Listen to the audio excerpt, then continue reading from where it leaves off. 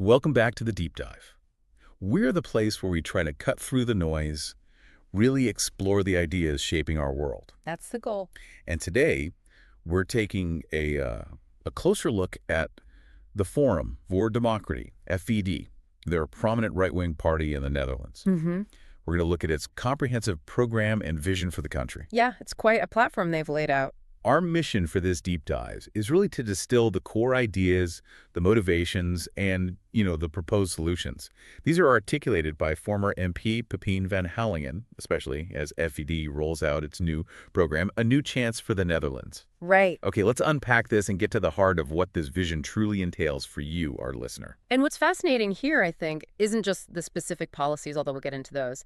It's the overarching philosophy that kind of connects them all. Exactly. This deep dive offers a pretty unique opportunity to understand a distinct political viewpoint, really from the ground up. It gives context to some truly radical proposals. Okay, so to really grasp FVD's current direction, we probably need to know the person who's been central to articulating a lot of this, Pepijn van Houwelingen. Yeah, his background is key. It's quite interesting, actually. He studied technical business administration and Japanese studies at Twente University. Right, and he even lived and did research in Japan, wrote his dissertation there on social cohesion, neighborhood groups. Then he has a Japanese wife, speaks fluent Japanese. Which is, quite unusual in Dutch politics. Definitely. Yeah. And before Parliament, he was at the Social Cultural Planning Bureau, researching political and citizen participation. Mm-hmm.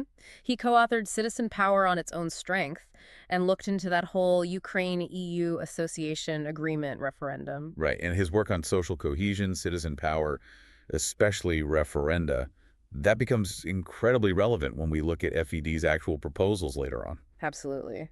Then he became an FED MP, worked on quite a range of things. Yeah, referendum democracy, COVID-19, the war in Ukraine, a lot of hot topics. Indeed. Now, there's been a significant recent development for FED, a leadership change. That's right. Big news. Thierry Baudet, who's been, basically synonymous with the party for years. The face of FVD. Exactly. He announced on August 31st that he's handing over the party leadership to Lidwi DeVos. She's only 28. 28, yeah. And FVD currently holds 3 seats in parliament. So this strategic shift, Mm-hmm. it seems quite telling. What's the thinking there? Well, Van Hallingen himself talks about what he calls a Baudet blockade in the media. A Baudet blockade. Yeah, essentially the idea or the perception, perhaps, that Baudet's persona, maybe some past controversial statements, they've become a barrier to the party's broader appeal. Okay, so they feel he hinders growth. That's the argument Van Hallingen makes. He says it's been hard for the party to grow outside its existing base, especially since the COVID pandemic, because in his view, the media makes it tough for them to get their message across neutrally. I see. So the aim is a new start, a fresh face. But, and this is crucial, they're maintaining the party's core program. Right. Same ideas, different messenger. Exactly. And it comes after their seats dropped, remember, from 8 down to 3. True. So what about Lidwi DeVos? What's known about her? Well, she's praised internally as very intelligent, a dossier eater, they call her. A dossier eater. Okay, so she's deep into the details. Very strong on details, deep knowledge. Apparently, she has particular expertise in climate and nitrogen. She's even written a book on those topics. Interesting, given FED's stance on those issues. Right, and she's described as a hardcore FEDer, possibly the youngest faction leader ever in the Dutch parliament. Wow, a dossier eater at 28, leading a parliamentary faction. That's something. So, a fresh face, but the same core message. That seems to be the plan. What kind of impact do they hope someone with her deep, specific knowledge on climate and nitrogen will have? Especially, as you said, given their controversial stance there. Well, that's precisely the gamble, isn't it? FED seems to be betting that her detailed knowledge and perhaps less polarizing image can bypass that blockade you mentioned. And let the core ideas resonate more. That's the hope. Which brings us neatly to what Van Hallingen calls the most important point in FED's program. That's point 4. Netherlands sovereign again. Okay, sovereignty. The cornerstone. Absolutely. Their core argument is this belief that true control over the country, its laws, its borders, its destiny, really it's impossible while being a member of the European Union. And bound by all those international treaties. Exactly. They point to things like the Refugee Treaty, the Marrakech Pact, that's the Global Compact for Migration, and the European Convention on Human Rights. Oh, yeah? FED sees itself fundamentally as an anti-globalist party.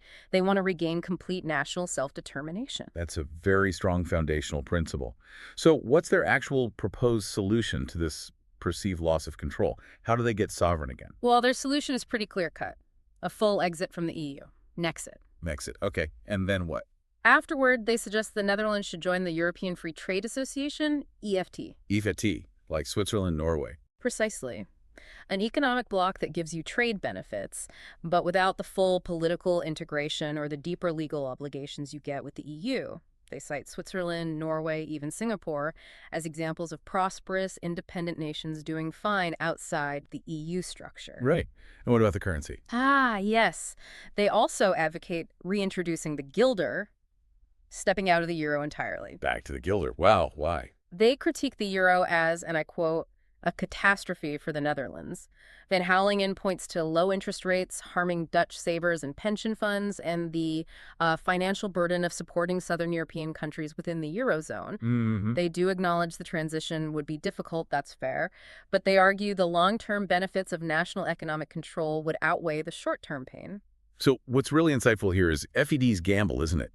They seem to believe that short-term economic turbulence from leaving the EU is a price worth paying. For long-term national autonomy, yes, and a return to what they see as maybe traditional Dutch economic pragmatism. It definitely challenges that core assumption that global integration is always the best path. So, okay, Nexit and the guilder, but what's their fundamental critique of the EU itself? It sounds like it goes deeper than just membership rules. Oh, much deeper. FED describes the EU as an empire with, quote, nothing good about it. That's pretty blunt. That is blunt. What specifically don't they like? They express serious concerns about what they term censorship laws, things like the Digital Services Act. The DSA, yeah. Right. Regulating online platforms. Right, and a proposed chat control app, which they believe would allow, pervasive surveillance of private communications, big privacy concerns there. Okay. Furthermore, they see the EU as pushing for war with Russia. They view that as dangerous, ill-informed. They even cite the Estonian Prime Minister Kaja Kallas as having, in their view, historical ignorance on the topic. Wow, strong words. And they also question the EU's basic legitimacy. They often reference the Dutch population voting no to the European Constitution back in 2005. The referendum that failed. Yeah. And they argue that even though that constitution was rejected, many of its key components were later just incorporated into the Treaty of Lisbon anyway. So for them, the people rejected the foundation, but it happened regardless. That really sounds like a fundamental challenge to the whole European project, not just membership. Yeah. Let's bring it back to the listener.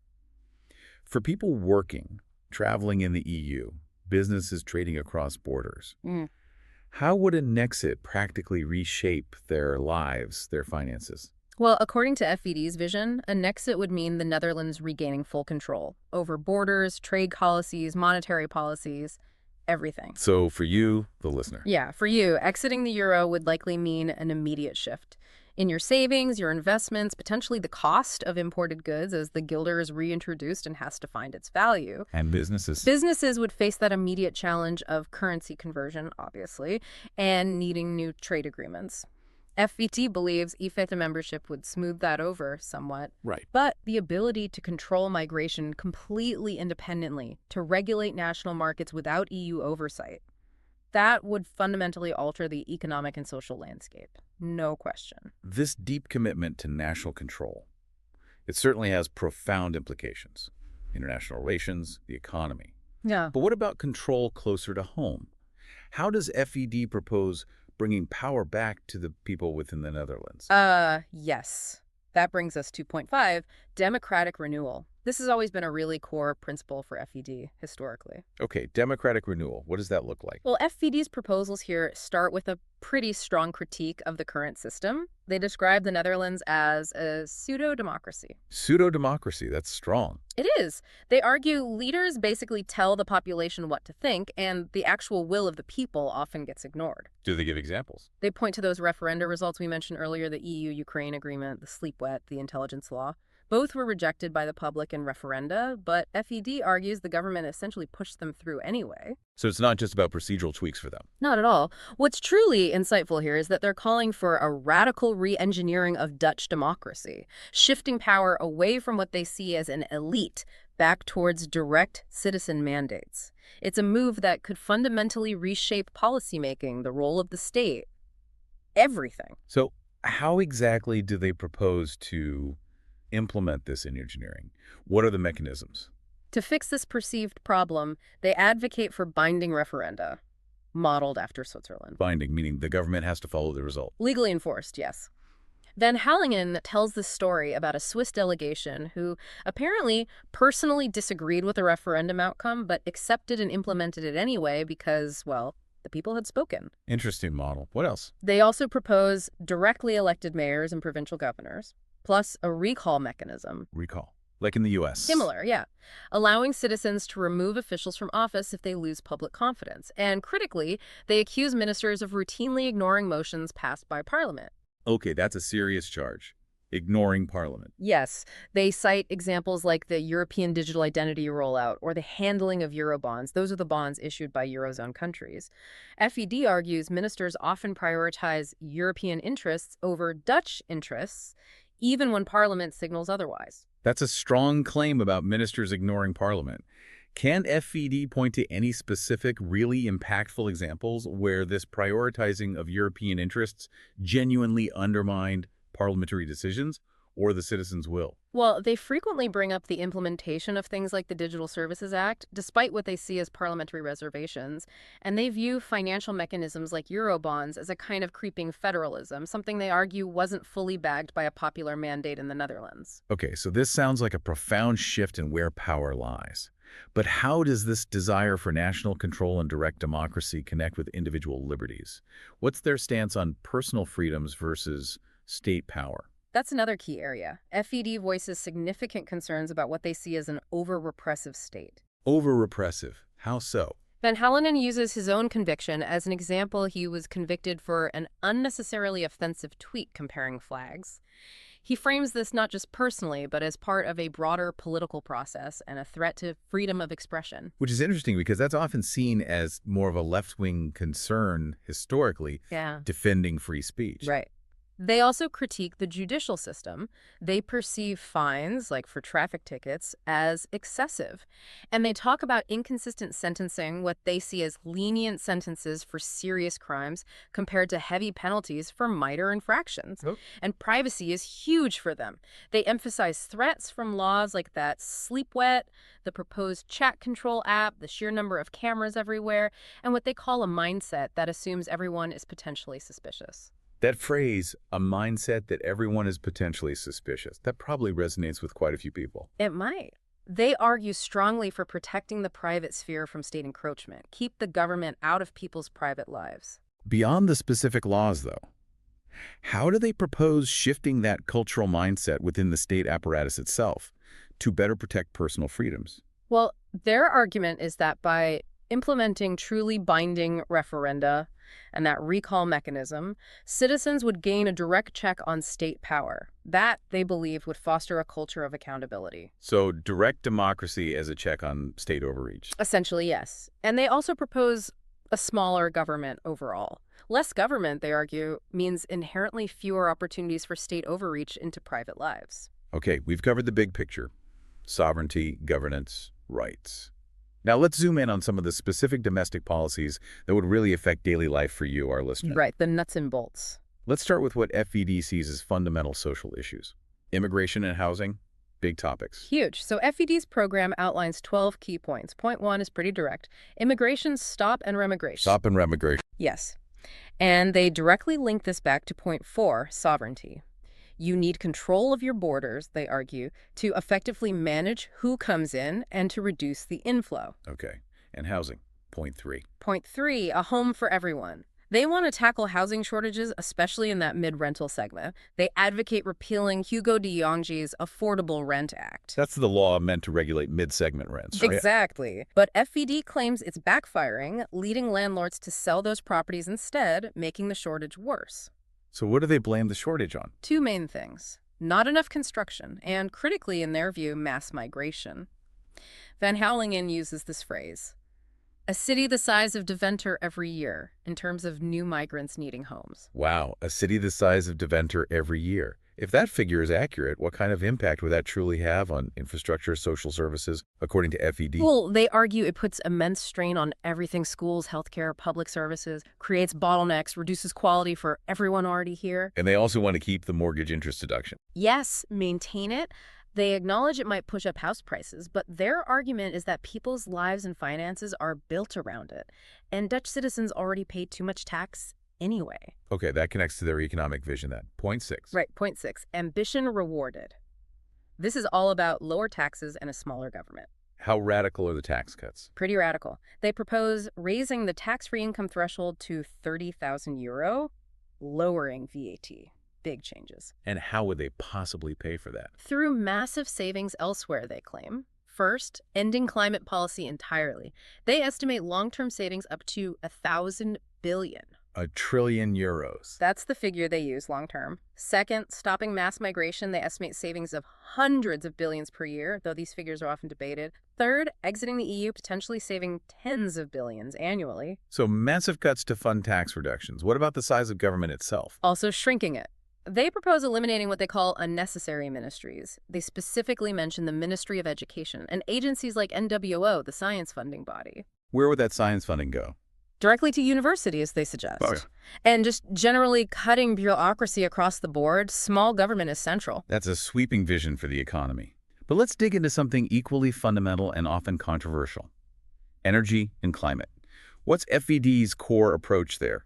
Point 2. Point 2, affordable, reliable energy.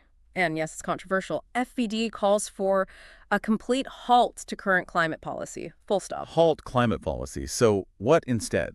Reopen the Groningen gas field, but with generous compensation for the residents affected by earthquakes there, they add. Okay. Invest heavily in new nuclear energy and advocate for using Russian gas again. Russian gas. Even now. Yes, and they specifically argue that the destruction of the Nord Stream pipelines was, quote, an act of aggression against the Netherlands. That's a highly charged claim about Nord Stream. Do they offer any specific evidence or analytical framework to back that up? Yeah. That it was aggression against the Netherlands specifically? Their argument seems to be based on the perceived lack of a robust, independent international investigation. They point to who benefits economically and geopolitically from the destruction, arguing the Netherlands loses a potential energy source. It's more of a circumstantial argument based on interests rather than direct smoking gun evidence presented in their sources. Okay. And climate agreements. Exit the Paris Climate Agreement. They view climate action primarily as an economic burden, not an environmental necessity. That certainly puts them at odds with the scientific consensus. How does this tie into farming? Point 7. Right. Point 7 is the rescue plan for agricultural sector. FED flatly denies there's a nitrogen crisis or any need for the current nitrogen policies. They deny the nitrogen crisis exists. Yes. They assert Dutch farmers produce the best food in the world and shouldn't be restricted. They do express a preference for small-scale farming, support for organic farmers, but they also raise concerns about things like insect products in food and hormones in, say, U.S. food imports. That's a stark contrast to the current environmental debate, to put it mildly. What's FED's basis for denying the nitrogen crisis?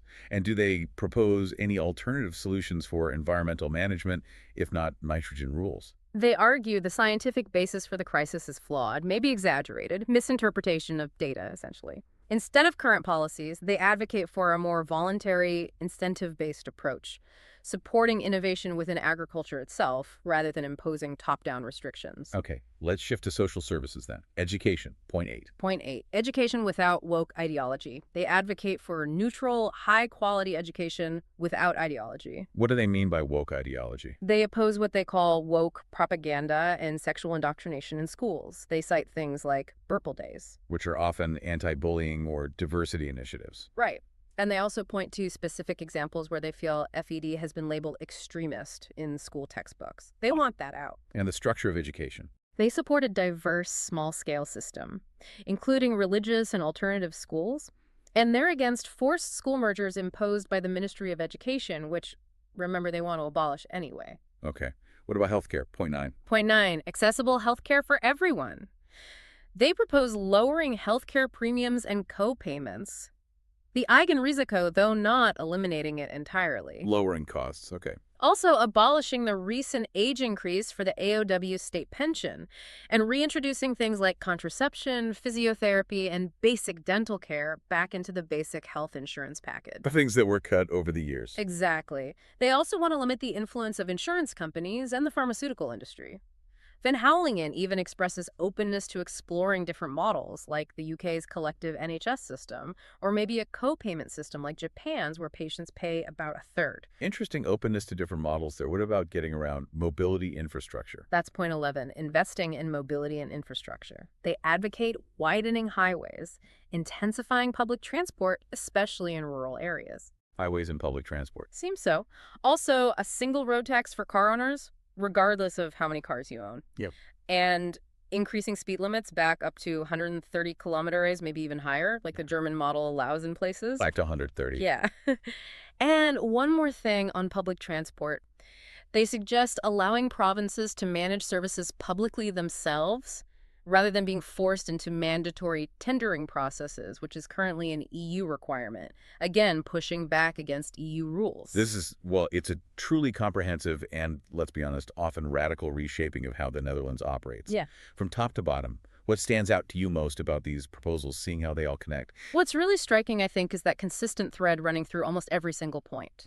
Yeah. National sovereignty and minimal state intervention. Right. It comes back to that again and again. Exactly. They genuinely seem to believe that by peeling back the layers of EU regulation and drastically shrinking the national government itself, the Netherlands can become more efficient, more prosperous, and, in their view, more truly democratic. It's a complete rethinking of what efficiency and freedom even mean in governance. Which brings us, I suppose, to their final point, point 12, how they see the Netherlands interacting with the rest of the world. Peace and neutrality. Yes, and this outlines another fundamental shift, this time in foreign policy. How so?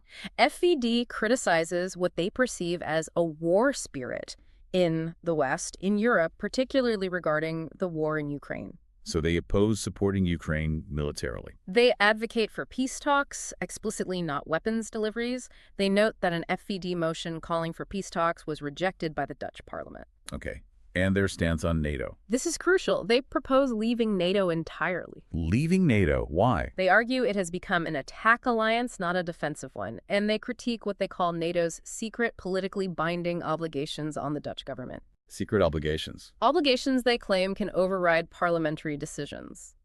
Van Houwelingen gives an example. He says a proposed $300 million cut in pandemic preparedness funding was blocked, not by Parliament, but because of underlying NATO obligations. Attack alliance and secret politically binding obligations. Those are pretty significant accusations against NATO. Can FVD provide more details or substantiation for these claims beyond that pandemic preparedness example? Well, they often point to what they perceive as NATO's expansionist policies, especially after the Cold War, and interventions outside its original defensive mandate. They argue these actions are seen as aggressive by non-member states. As for the secret obligations, they suggest many binding commitments are made through less formal channels that bypass full parliamentary scrutiny, effectively limiting national sovereignty in practice. I see. So if not NATO, what's the alternative? They endorse a Swiss model, full neutrality for the Netherlands. Like Switzerland. Okay. What about development aid? Cut it way back. Yep. Focus only on emergency relief during major crises.